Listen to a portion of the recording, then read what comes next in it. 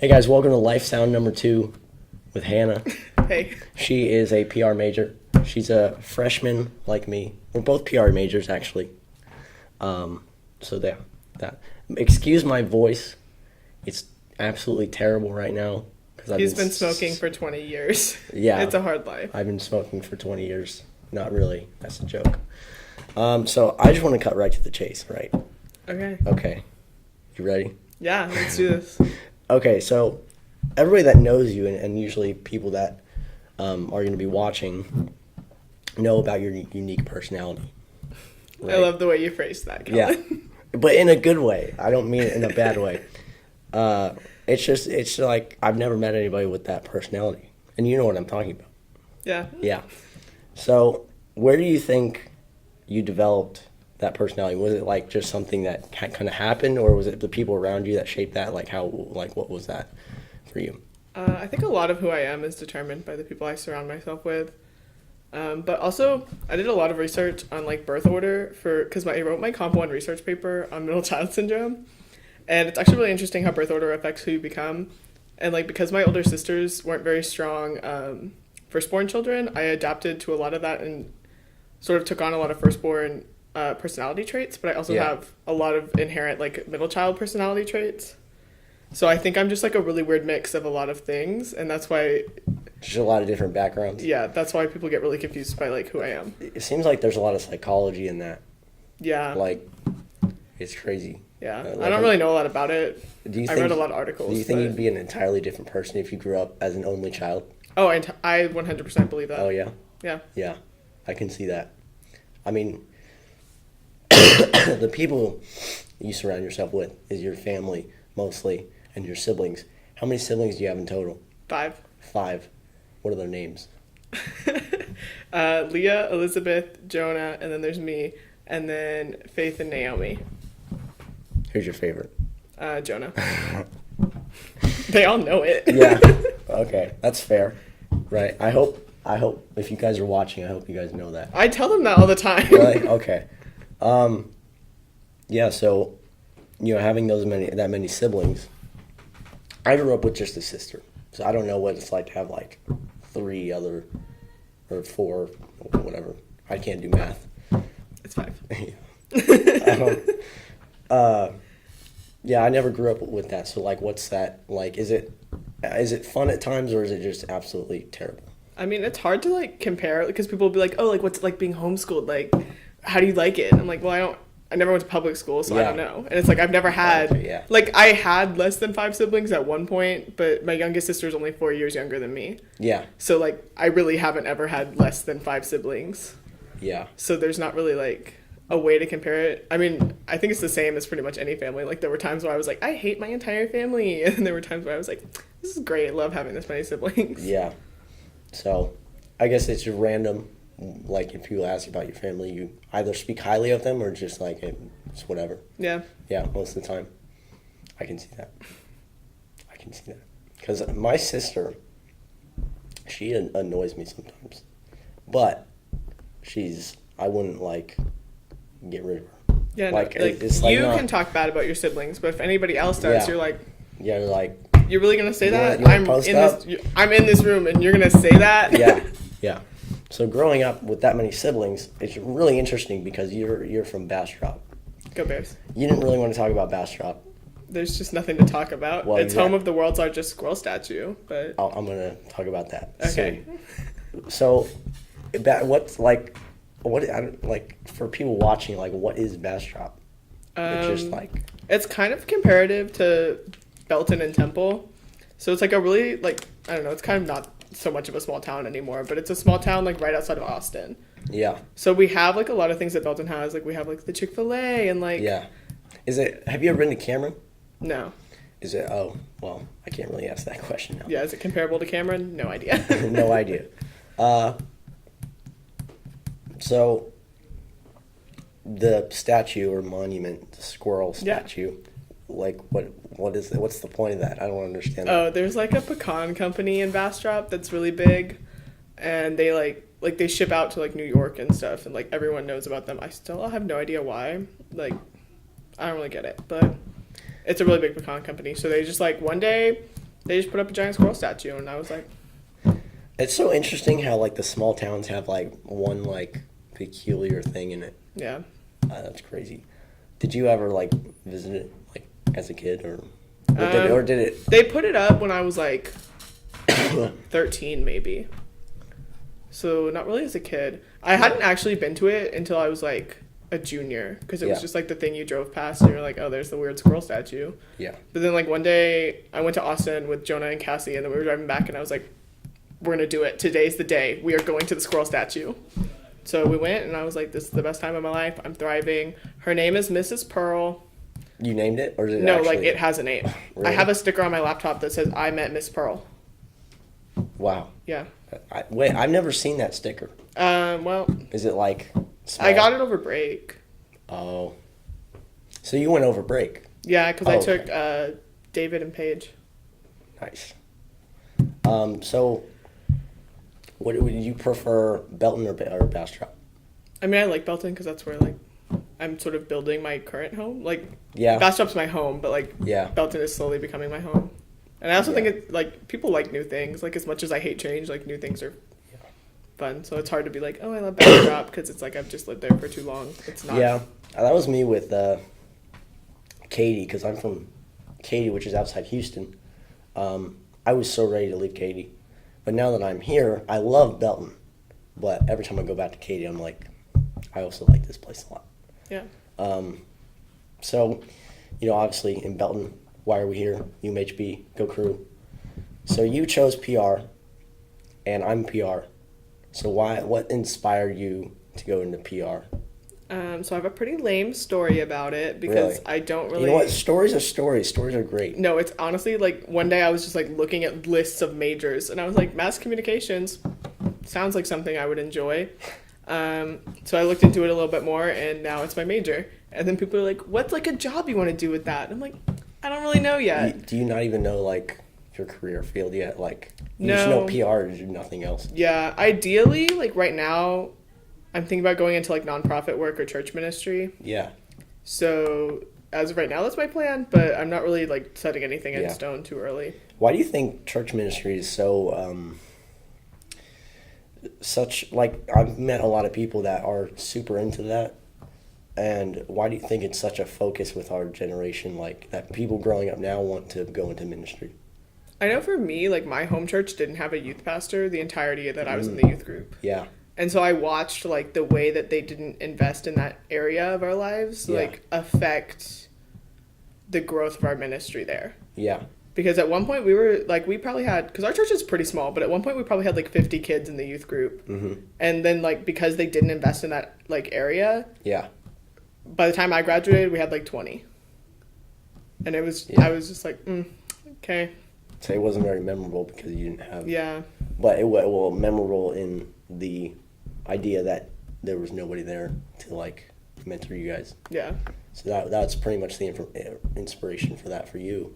Yeah, I mean, I don't really want to be like a youth pastor Yeah. or anything, but I just think like church leadership is so important. Yeah. Going back to UMHB, of course, with coming to UMHB, it's inevitable that you'll make friends. And one of the things that I noticed immediately with you is that you have a huge appreciation for your friends. Why is that? Like, why do you think you feel that way towards your friends? Yeah, I really love my friends. They're the You best. Really? So when I was doing all that research about middle child syndrome, something Yeah. that, like a quote that I came across, and this is not the direct quote because I don't remember it to save my life, but it was something along the lines of like middle children, because their family like doesn't necessarily pay as much attention to them, they tend to go outside their family unit to develop their own family. Mm-hmm. And I really believe that that's something that I've done, because I love my family. Like they did their best, but family can only do so much for you, like for any child. Yeah. And so I think what I did is I really like worked hard to build a family unit of my friends and to build like strong relationships, because I am so like developed into who I am by who I surround myself with. Yeah. I focus really hard on like not collecting, that's a really weird word to use. Like surrounding myself with like good people who have strong morals and who are going to help like lead me towards Christ. Yeah. So we have like a really cool like friend kind of group thing going on. And it kind of happened like naturally. Why do you think you like fit with our group so well? Like, what is it about us that makes it so unique and fun? I mean, first of all, I think we're all just really funny in our own like little ways. Yeah, I'm a dork. Yeah, you love gaming with your whole heart, and none of us pay any attention. Yeah, so I'm like, guys, check this out. You're like 100 Thieves, and we're like, what? I don't understand. Got a plug. I love that for you. I literally just lost my train of thought. Yeah, I just think we're all really funny, and then I think we're all just words are hard. I think we're all really willing to like fight for friendship, and so because like not like we've experienced anything like that hard yet because we're only in freshman year, but I think even through like the harder times that we've been through, like we're all willing to like fight for each other, and I think that does go back to like all of our like strong foundations in Christ, because like Christian friendship is such. We talked about this in Sea Life on Wednesday, which is why it's on the top of my head. Yeah. But Christian friendship has such like a strong foundation that I think a lot of other friendships don't have. Yeah. And that's why a lot of people will see our like group and they'll be like, I want to be a part of that. Like I want something like that. Yeah. It's because like we're willing to fight for each other. We're willing to like bear each other's burdens. That was the verse of the day today on my Bible app. Really? Yeah. Bear each other's burdens, and in this way you will fulfill the law of Christ. Here we are. Yeah. And I was like, love that for friendship. Yeah, so in high school, I mean, high school is a rough time for everybody, most of everybody. Retweet. Yeah, smack that retweet. Smash like on the. How fast can you subscribe? Can you subscribe in 3 seconds? Wow, that was hard. Boom. Whoever did it, I love you. Okay, so anyway, so high school is pretty hard for most people. It was hard for me. Was it hard for you? I mean, there were definitely hard times. Like, senior year, I went through a lot and lost some friends because of it, so that was really hard. Yeah. But there wasn't anything where I was, like, gonna die. I was just, I don't know. Like, I think it's just a hard age. Like, not like I'm, like, that much older now. Yeah. But just looking back, like, I don't know. Being a teenager is just really hard. Yeah. I remember high school. Freshman year was whatever. Like, it was fun. I didn't really have any issues, but I only had like maybe like 2 or 3 like main friends. I was making friends, and then for some reason in sophomore year it kind of just like went away. And then I had like for the rest of that high school, like I just didn't have like a core group. I just kind of hung out with like 2 or 3 people, and even then they weren't like super great friends. Yeah. And I mostly found my friends at church. I don't know if that's the same for you. Yeah, I found a lot of, like, me and Jonah growing up had a lot of the same friends. Yeah. And so that's why I was so scared to come to college alone, which is why I went to college where Jonah goes. Yeah. Because I'd never really, like, had to make my own friends. It was always just like, oh, I'll just be friends with Jonah's friends. That'll be fine.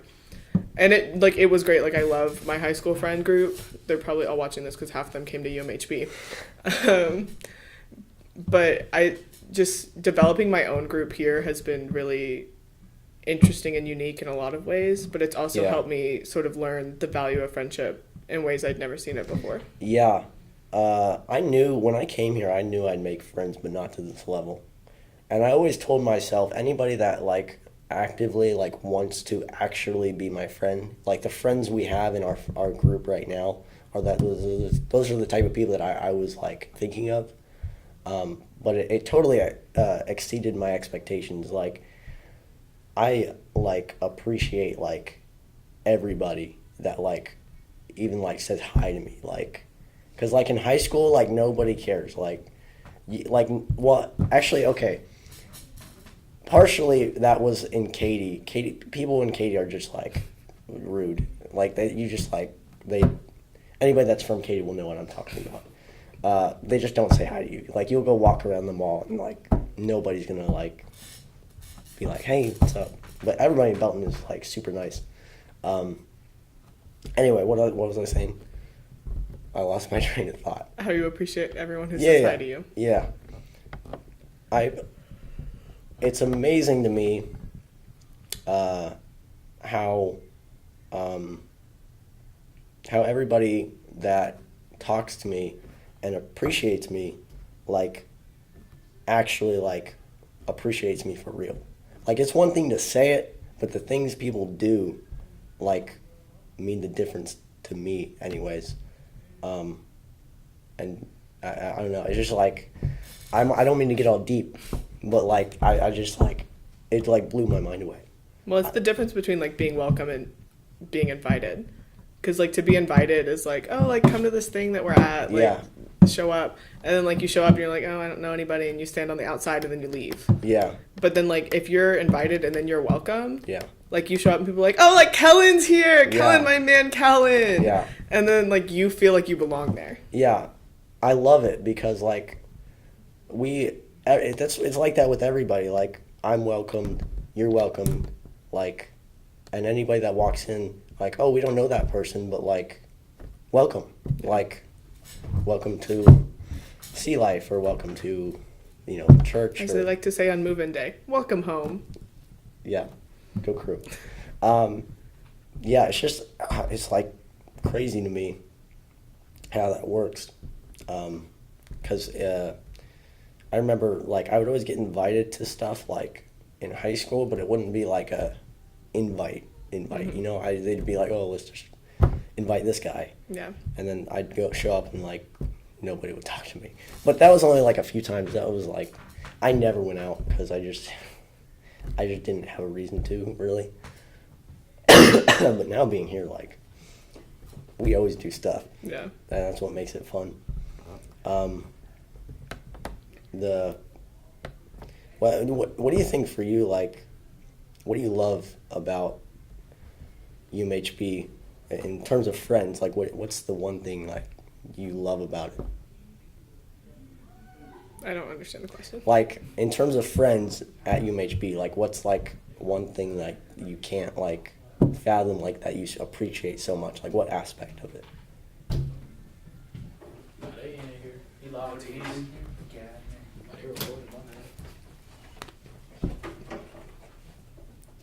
We just got interrupted. Anyway, okay. Okay. Okay, the question was, what aspect of UMHB in terms of friends is the most, like, the thing you love most about it, if that makes sense? I think it's just really easy to find friends that have, like, the same values as you. Yeah. Because I think that's really, like, even if your personalities are wildly different, yeah, if your, like, fundamental Christian values are the same, like, you're going to be friends. Yeah. Dang it, I was going to have an answer to that, but I forgot. Dang it. Oh, brother, this guy stinks! Yeah, I noticed that a lot. Yeah, friends are like... Friends are the best. Mm-hmm. I love them. They rock. Yeah. Oh yeah, okay, I know what I was going to say. That was one of the things that pulled me into UMHB, was the Christian, like, fundamental thing. I didn't want to go to, like, Texas A&M or, UT, mm-hmm. because it didn't appeal to me. I felt like I would get the same experience in terms of friends from high school, and I didn't want that. Like, I wanted something completely different. I wanted something that I could... I wanted an experience that I could relate to. I didn't have to, like, try and put on a different, like, show, I guess. Like, yeah. Be fake, I guess. And, like, coming here, like, I could just, like, totally, like, be myself. As I said, I'm a dork. I just don't, like, care. Yeah. Because everybody, is super friendly. Do you find that like, for coming to UMHB, was that, like, something that was an appeal to you? Come here. I'm gonna be honest, I really just came here because Jonah came here. Like, when I toured 2 years ago, I said I would never come here because I hated it. But then Jonah came here and I was like, I don't know if I'm gonna make any friends, so I guess I'll just go where Jonah goes. That way, if I don't make friends, worst comes to worst, I'll just hang out with Jonah all the time. but it worked out. Yeah. Okay, so I did this thing. So I mentioned a game earlier. Here's what I did. I call it a Twitter dive. Oh, we love Twitter. Yes, I love Twitter. You love Twitter. You and I are very active on Twitter. I did the liberty of going on your Twitter. Oh, I love this. And just like scrolling all the way down, finding the best tweets Okay. that I could I have a find. lot of good ones. Yeah, So. there were some gold mines in there. So I'm gonna say the tweet. Plug my Twitter at the best Yes, Sizemore. I'll put it on the Follow me. screen right here. Right here, something like that. I don't know. We'll figure it out in post. Okay, so I did a Twitter dive. Okay. And I'm gonna read the tweet to you, and I want you to explain to me what exactly you were thinking in that Okay. tweet, the context, whatever. Okay. Okay. So, first tweet. I miss Snow Cone Man by Walmart. Oh my god. Okay, so in Bastrop, there was this guy who sold snow cones in like a little snow cone trailer over like by our Walmart, and it was the best snow cones I've ever eaten in my life. Like, this man knew what he was doing. Really? Yeah, and he would make his own syrup, and his machine was like the best, like shaped, like it was the softest shaved ice you've ever had in your life. It was the best thing ever. And then this man just decided randomly, I'm gonna close down. And I was like, hello, I love you. You're the best guy ever. He was the sweetest old man. He Really? like, if you wore a Christian t-shirt, he would give you a Christian discount on your snow cone. A Christian discount. That's what he called That's it. like some Chick-fil-A stuff. I know. Right there. He was a saint. And then on his last day, because it was like all summer, it was like, this is our last summer. On his last day, he gave out all his snow cones for free. And it was the best day of my life, but also the saddest moment of my life, because Snow Cone Man was no more. I noticed, I don't know if it was a mistake on my part, but I noticed you posted that twice on 2 different dates. Yeah, no, I just, every once in a while I tweet it because I just remember and go, I Really? miss him. Yeah. That's funny. He was, what a Mac. I love him. If you're in Katy anytime soon, It won't be the same. I refuse to get snow cones anywhere else. It won't Well, be the same. there's I this tried place- Frosty Cone and it wasn't as good, and I was really sad. we're not sponsored by this thing I'm about to say. There's this place called Bahama Mamas. The best snow cones I've ever had. Probably not. Anybody else in Katy will probably attest, or did I say that right? Yeah. Did I say that? Okay, attest to this. Unless they're like a big fan of like, I don't know, like, I don't even know what it's called because there's nothing that compares to Bahama Mamas. But there's some other snow cone places that are whatever, right? But if you're in Katy, go to Bahama Mamas. I think it's like by it's by an elementary school. I forgot what road. I'm not very good at directions. I get it from my dad. He has no sense of direction. Yeah, so if you're in Katy, go to Bahama Mamas. It won't be the same. And I'll probably take you there. Because everybody told me Frosty Cone was so good, and then I tried it, and I was like, this ain't no snow cone, man. Maybe it's like you already have your opinion made, so like there's no use in like. Probably. Yeah, that sounds about right. Okay, so tweet number 2. Okay, I'm This ready. is one of my favorites because this is just like sibling rivalries at its finest. Faith got a Twitter, so naturally I had to change my username to the best Sizemore in order to let her know her place. Yeah. I think that one explains itself. Okay, moving on. I had Twitter. I don't remember my username. And then one day I was like, Faith, like, you have to get Twitter. And she was like, fine, I'll get on Twitter. And so I was like, okay. Then I, like, switched my username. I was like, at the best Sizemore. Because now Jonah's on Twitter, too. So, like, people just have to know that I'm the best Sizemore to follow. I would say you're probably the best Sizemore. But I'm biased because, like, I don't know. I know Jonah, but not very well. I probably need to, like, go have lunch with him or something. I don't know. And I barely know your siblings. Anyway, moving on. Okay, so I cried when I finished my Capri Sun today because I was so sad that I drank it fast instead of savoring it. When did I tweet that? I remember tweeting that, though. I don't know. I didn't check the date. Oh. I'm trying to think. Because I know that I had a Capri Sun. I don't remember where I got it. But I really wanted it, and then I drank it, and then I was like, dang, I wish I still had more Capri Sun. Did I actually cry? Probably not, but I was really sad. You were exaggerating. I cried internally. Oh, you know what?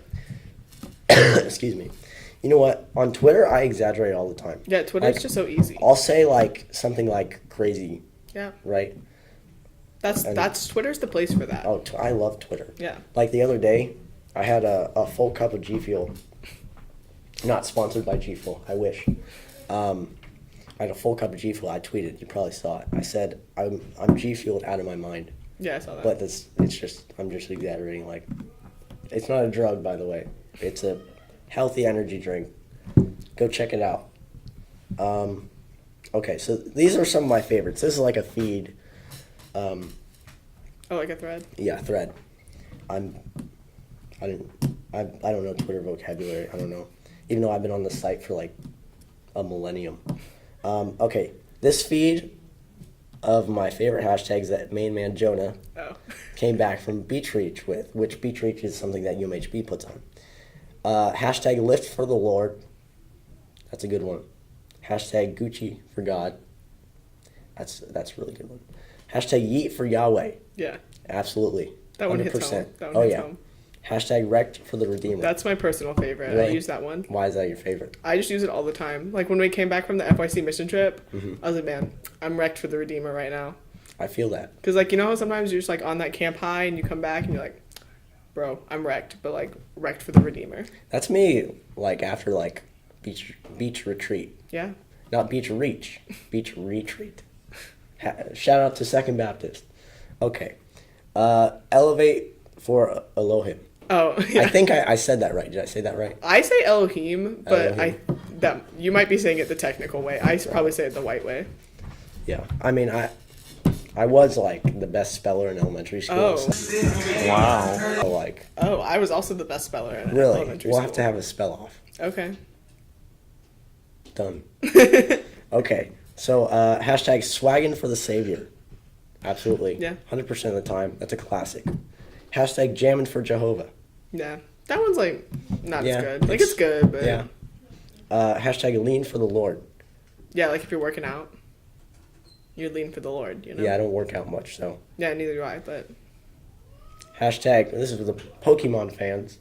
Shout out to, does Garrett like Pokemon? I don't know. Dude, I don't know. Katia likes Pokemon. Hey! Shout out to Katia. I think she's asleep back there. Katia Cortinez. What a Is pal. she asleep? Yeah. We're putting this in the video. What a pal. Love her. Love you, girl. Okay. Hashtag catch 'em all for the king. Yeah. I love that one. Thank you. I came up with that And one. then hashtag raising for the risen. Yeah, like if you're like that homeschool mom who like is also like a blogger and you need that hashtag to like put on like all your posts. Raising for the risen. Oh yeah. Yeah. Yeah. So that was the Twitter dive, right? That's pretty much gonna wrap it up here. I'm so sad. As I sip up my water. Hopefully next podcast I won't have a wrecked voice.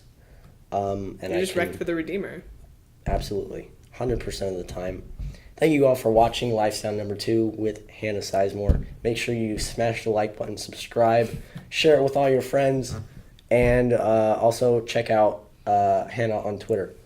And I will see you guys on the next Lifestyle podcast.